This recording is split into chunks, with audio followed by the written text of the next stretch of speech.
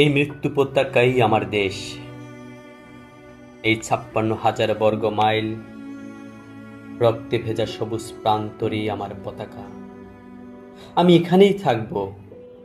আমি বসে থাকব সন্তানহারা মায়েদের কান্নার পাশে, অজ্ঞাতনামাদের এপিটাফিটহীন কবরের পাশে, গুম হয়ে যাওয়া মানুষের অস্তিত্বের পাশে। আমি বসে থাকব একটা সাদা কালো ছবি নিয়ে। আর যাদের কোনো ছবি নাই, থাকে না, থাকতে নাই, যারা কেবলই নাম কিংবা অজ্ঞাতনামা, যাদের আল্লাহ ছাড়া কেউ নাই, তাদের কথা তো ভুলেই যেতে হবে। এই মৃত্যু উপত্যকাই আমার দেশ।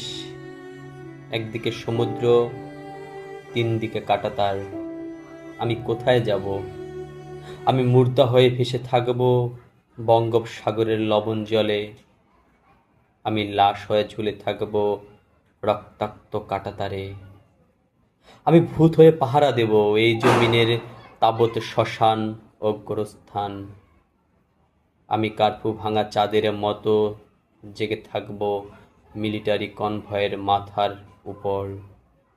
খুনিদের তাবৎ বুলেটের নিশানা হয়ে আমি দাঁড়িয়ে থাকব মুক্তির মিছিলে যে কোনো প্রান্তে।